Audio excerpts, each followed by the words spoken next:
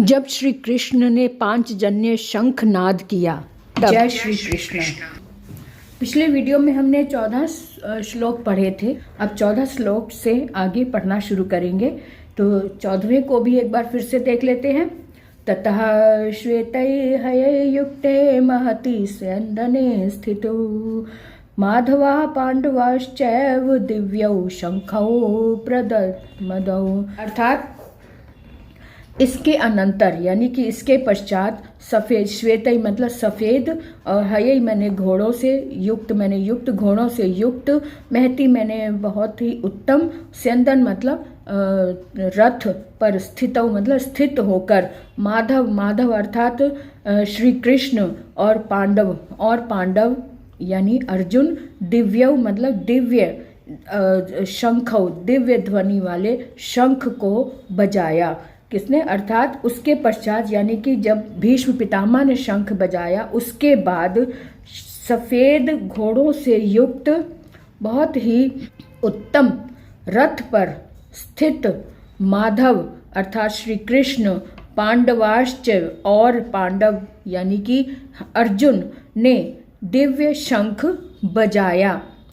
इसको अगर हम अन्वय करके देखें, ततः श्वेतैः हयैः युक्ते महति स्यन्दने स्थितौ माधवः पांडवाः च एव दिव्यौ शंखौ प्रदत्त मधु मतलब बजाया शंखौ। यहाँ पे दो जनों के लिए द्विवचन है, तो दिव्यौ मतलब दिव्य शंख बजाया। दोनों कौन? श्री कृष्ण और अर्जुन ने, दोनों ने अपना अपना शंख बजाया।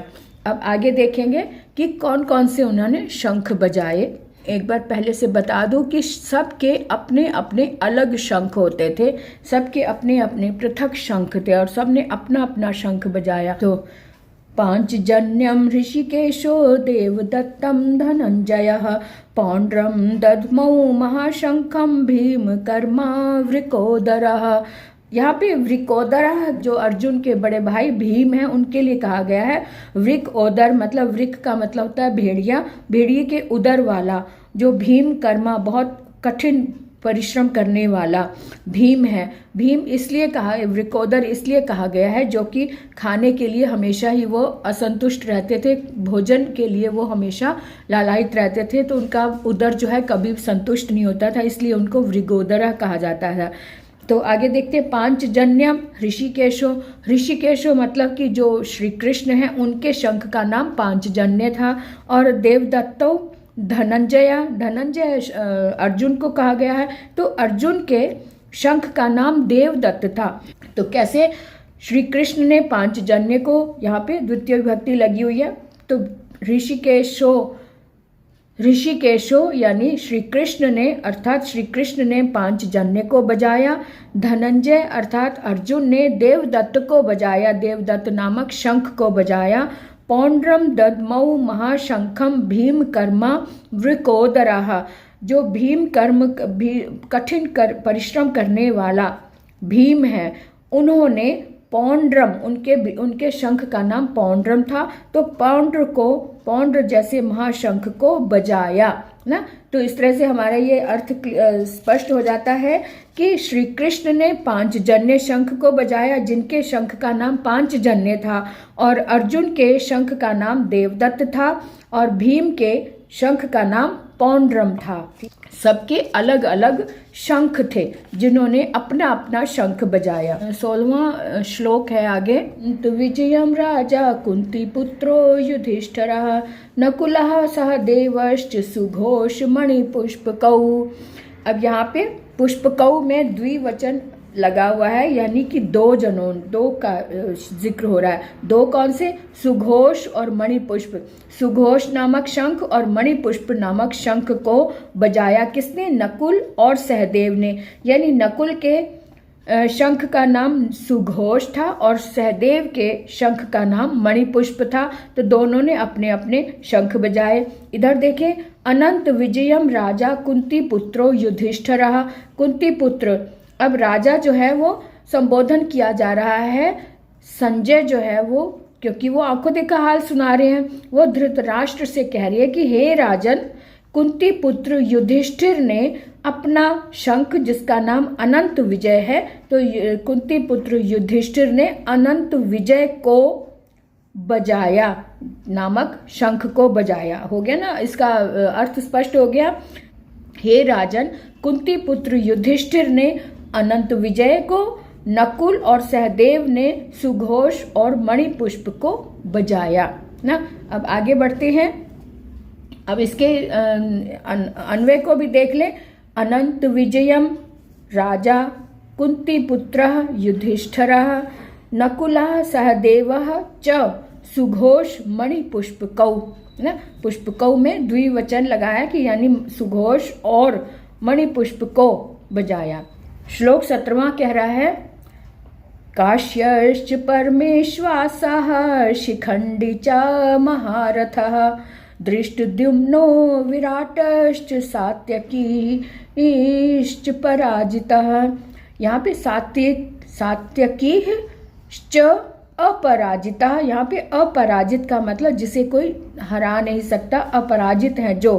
कौन कौन है? दृष्टद्युम्न और विराट और सात्यकी, ये महारथी हैं, और साथ में शिखंडी भी हैं जो कि महारथी हैं जिनको कोई हरा नहीं सकता, जो सदैव अपराजित रहते हैं। और काश्च का मतलब होता है काशीराज, और काशीराज जो कि श्रेष्ठ धनुर्धारी हैं, और शिखंडी जो महारथी हैं धनुष चलाने में। धृष्टद्युम्न और विराट और सात्यकी ये सभी अपराजित हैं, ऐसा संजय जी धृतराष्ट्र को बता रहे हैं ना। आंखों देखा हाल सुना रहे हैं ना, कि वहां जो जो दिखाई दे रहा है उनके बारे में वो परिचय दे रहे हैं। अब आगे श्लोक 18वां है, द्रुपदो द्रौपदेयाश्च सर्वशः पृथ्वीपते सौभद्रश्च महाबाहु शंखान् दध्मुः पृथक पृथक। फिर से देख ले एक बार। द्रुपदो द्रौपदेयाश्च सर्वशः पृथ्वीपते। पृथ्वीपते मतलब राजन, राजा को कहा जाता है ना पृथ्वीपति। तो हे पृथ्वीपते, सौभद्रश्च महाबाहु शंखान दद्मु पृथक पृथक। पृथक पृथक मतलब अलग अलग सबने शंख बजाए। अब आगे क्या?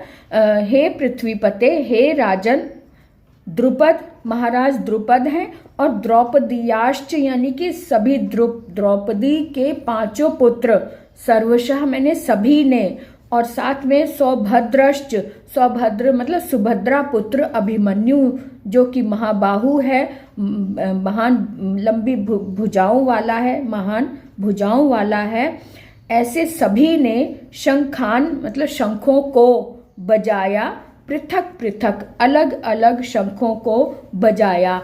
एक बार फिर से देख ले।